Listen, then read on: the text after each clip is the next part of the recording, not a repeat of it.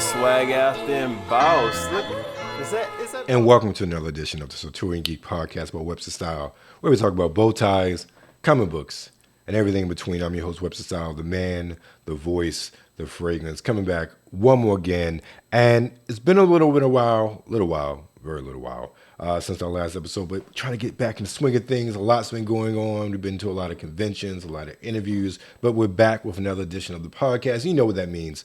First up, we're dropping into the download. This is a download that I have been waiting for quite some time.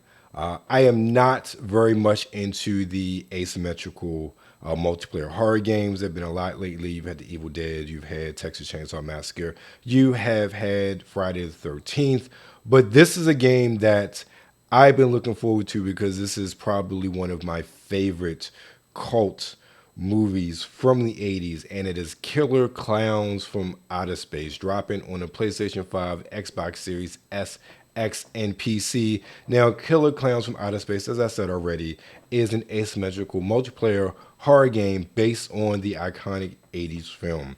Players can take the role of iconic killer clowns and cooperate in a team of 3 to harvest humans or save them from the alien invasion. That's an interesting twist. So you're not turning everybody into cotton candy's blood slurpees. Okay.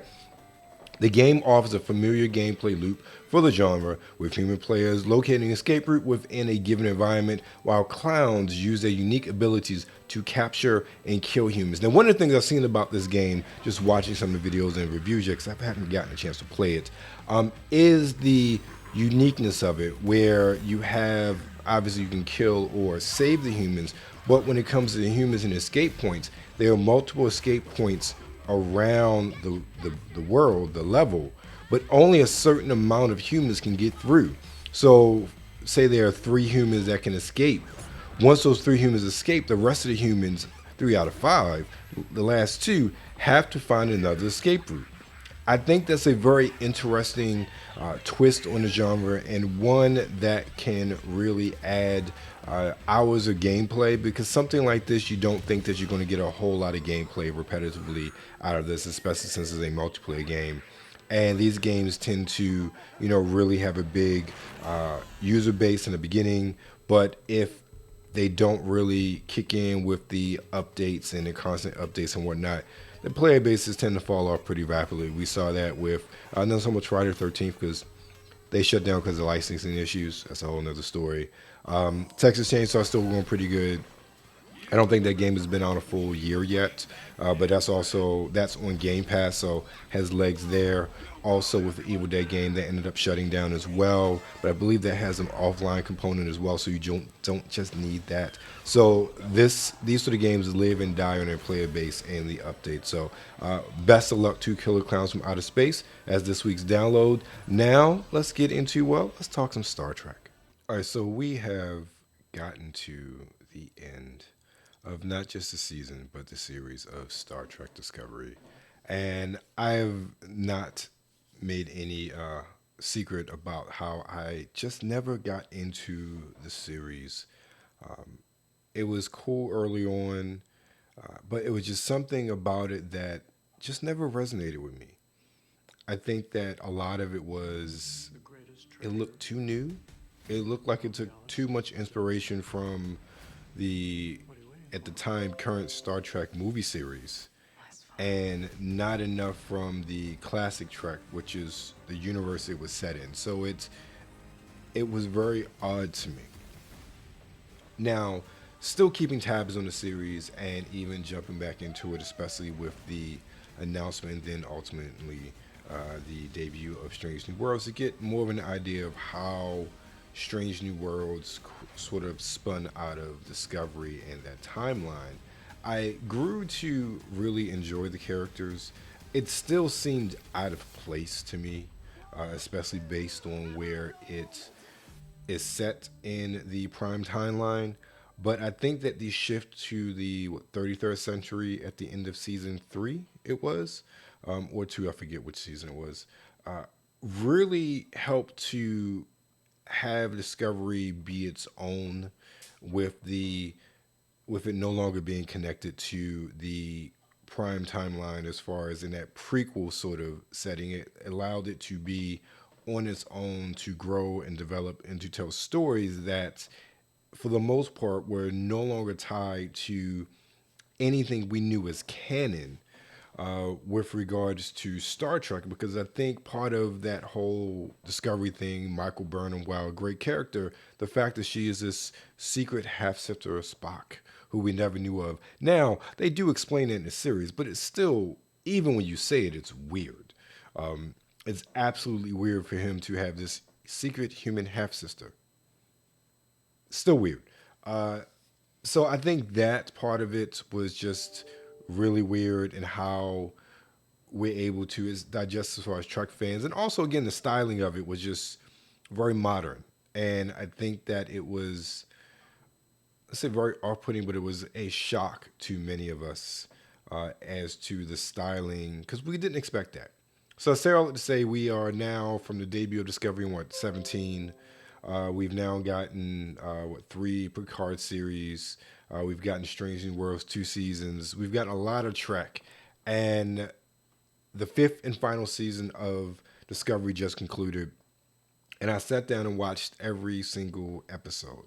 And I have to say, especially with a couple of days now of reflection, it wasn't as bad as it wasn't a bad season. I think that it was very hit or miss. I think that the mid portion of the season, I believe it was either episodes 5 and 6 or 6 and 7. Personally, they absolutely bored me. One of them I ended up halfway falling asleep when it was nothing about the cast itself as far as the storylines. For me, this season, while I loved Martin Green as Michael Burnham, I loved the cast of Discovery. I love the connection with the progenitors in that episode of Next Gen and this whole race. What took me out of this season were the main antagonists. Before I get to that, I do love the reintroduction of the Breen. I love seeing them and how they've evolved. I loved getting more of their hierarchy. So with that said, Locke and Maul, especially Maul, really Maul, these are 2 villains who I felt like, while we did get their backstories, we did get a better understanding, these are 2 villains who were 2 antagonists who I still have a hard time believing were constantly one step ahead or right at the heels of the intelligent and phenomenal crew of the Discovery. I really have a hard time believing that, especially with Maul's temperament and her lack of thinking and her very much emotions first, thinking later sort of way of operating. I have a very hard time believing that those antagonists constantly had a one-up on Discovery for a majority of the season when it came to finding all of the pieces of the puzzle to lead them to the progenitor attack. Absolutely have a hard time believing that. There is nothing that says that they are able to do that with the crew or against the crew of the Discovery as smart and as intelligent and resourceful as that crew demonstrated it was time and time again throughout this season and every season before it. That is what took me out of the season of Discovery. I will say, just really focusing on the finale. Some of y'all might hate me for this, but the section on the progenitors, on the progenitor technology, which ended up, spoiler, wasn't really progenitor technology, I think that section was too long. Them, Michael and Locke and all, like, again, Locke and her emotions and her impulsiveness, just, it really upset me when it came to really fleshing out the story and having the story go along. I felt like they spent too much time on that and not after they got it activated and saw that metaphysical or philosophical question, and Michael had to, figure that out. I felt like we could have got to that part a lot sooner. And I really enjoyed the resolution. It made sense for this crew, and especially Michael and her evolution and growth. What I also enjoyed was that sort of prologue or epilogue at the end, with the time lapse, and you see Michael and Book have had a son, and the son is now a captain, and I really enjoyed that. I enjoyed it. Was a really good send off for Discovery. I do. I was so sad for Discovery, the ship itself, and I forget the computer's name, to be just left out there in space by her lonesome, not knowing when she is going to be picked up. That was sad, but fitting way of kind of closing off the lights after everyone is gone. Kind of like reminds me of Cheers for some reason. But I enjoyed that aspect of the episode. All in all, I think I would give this season of Discovery a 6 out of 10, maybe 7. There were a lot of high notes.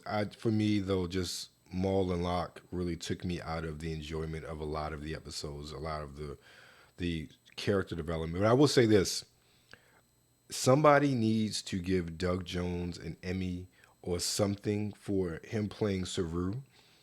Doug Jones is such a master of getting lost in makeup, from the original Hellboy series to The Shape of Water. Him as Saru, even though I know what he looks like, I forget that like he is a human being under there. He plays the character with such class, and he's so immersed in it, and just even a little nuance as far as the way he walks. It's amazing. And Saru was just on display in this final episode. So they really need to give him, somebody needs to nominate him for an Emmy, because he does his just desserts, or he needs his just desserts when it comes to playing Saru. He just really phenomenal with the character, especially how that character has evolved from season one. Like I said, all in all, I'll give the season 5 of Discovery a 7 out of 10. It's not a bad watch, and I think I may find a little bit more of a soft spot for it, going to rewatch it. But in the thick of it, just thought that Maul is what killed it for me. If Maul was a more of an intelligent character, if Locke and Maul was a pair where I felt as though they were smart enough and had the resources to really outsmart Discovery in the ways that they did, I probably would have made it higher of a ranking. But 7 out of 10, I think, is fair. So that's my take on season 5 of Star Trek Discovery. All right, so this week is something that's been, I don't know, burning, burning my soul to talk about, and it's one that I just can't comprehend. If you've seen my interview with Justin Howard from JDH Styles, one of the things he talked about and we talked about was things that aren't done when it comes to men's style that just baffle us. Maybe it wasn't that conversation. Maybe it was something we did on TikTok. I don't quite remember. I'm getting old. My apologies. But working in a major metropolitan area, especially in the downtown region, where I see many men who are wearing very, very, very nice suits and are dressed very well, a large majority of them are not wearing a pocket square. I don't understand why this phenomenon exists. The pocket square is there for you to put something in it. Lapel pins, that sort of thing, I totally get that. But a pocket square is quintessential. It really makes it look like you're wearing the suit instead of the suit wearing you. And that is something that I notice literally every day that I am in the area, I'm in the office, where have you. I see these really nice, tailored suits, bespoke suits, even off the rack suits that look, really nice. But you can tell they wear them. They're not really wearing them because they want to. They're not really wearing them because they want to accentuate what they're doing in their presence. It's a part of the uniform. And when you look at it as part of a uniform, you don't really care about anything or any other aspects of it. So, gentlemen, you're wearing a suit. A pocket square is a must. Something as simple as a pack of white handkerchiefs and folding them into a square to slide them in. Not anything fancy, not any folds, not any puffs, just a simple white square. It is something that will accentuate complement and magnify any suit that you have, even if you're not wearing a full suit, just a blazer, some khakis. You will be amazed at how a simple pocket square totally transforms your look into a more sophisticated and stylish look. And it will distinctly set you apart from even every other man that's in the vicinity where you are who's wearing a suit, because that pocket square, it brings attention to you. It brings attention to your jacket, brings attention to your suit. It tells that you were thinking about those little details instead of just throwing a suit on to wear it out again. There's a difference between the suit wearing you and you put it on just because it's what you have to as part of the uniform, and the difference or the contrast between you wearing the suit and letting the suit highlight and accentuate you to put you at the forefront when it comes to everything else. Because remember, the best thing or the biggest thing or the most important thing about the suit is the man wearing it. And every detail that says that you care about how you look, that you care about how the suit looks, that you care about how you present yourself, it's a detail that will speak to others of the sort of man that you are. So don't forget that. Pocket squares are a must. Now it's time for the fragrance of the week. And this is a fragrance that just came into my possession unexpectedly, but I am very grateful for the addition, but also my nose is grateful too. It is a fragrance from the house of Initio, and it's from their, I think it's White Collection, and it is Musk Therapy. Now, this fragrance is described as a creamy, fresh fragrance with sweetness, fruitiness, and florals. All that holds true with notes of white musk. Oh man, that's so good. Mandarin orange, black currant, magnolia, pink musk, bergamot, and Indian sandalwood. And is, oh my goodness, it is such, it's deceiving because you hear the musk and it's unisex and it fits that. I think it maybe skews a bit more masculine. I don't know. It definitely could work for men and women or whomever you are, what you identify as. But it's such a soft musk, but a potent musk. But you almost get deceived because you get the freshness at the top with the mandarin orange and even some of the fruitiness of the black currant and the bergamot. But the way that it just evolves over the course of the day, you get that creaminess and the musk and the pink musk and the white musk, really accented by that sandalwood. It is so good.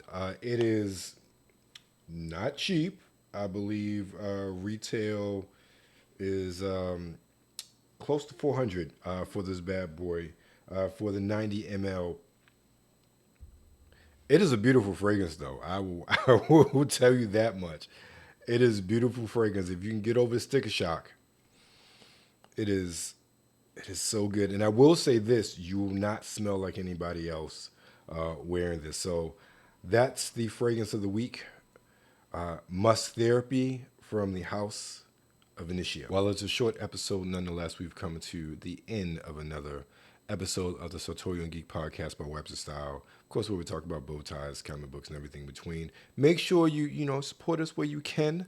Check out Basil and Sage, basilandsage.com. Use the code Sartorial Geek 10 for 10% off your first box. Go Tireless at gotireless.com. Use Webster Style for 10% off your first purchase. Beard Organics, use Webster Style, beardorganics.com/Webster Style to get 15% off of $50 or more. And it's a company I love. I love the beard oil. The Morning Wood is a beard oil I use every single day. Or support our Patreon, become a producer for as low as $1. That's $1. It's something you can buy for $1 to become an associate producer for the Sartorial Geek Podcast on websterstyle.com. Check us out, Pete and Pedro. Use the link in the show notes to get 10% off your first purchase. El Viejo Coffee, use the code WebsterStyle, get 10% off your purchase. And I'm drinking some right now. And if coffee's not your speed, you still want to pick me up, Check out Dubby. Get 10% off your first purchase with the code WebsterMan. And again, I thank you for your time. I thank you for your listening ear.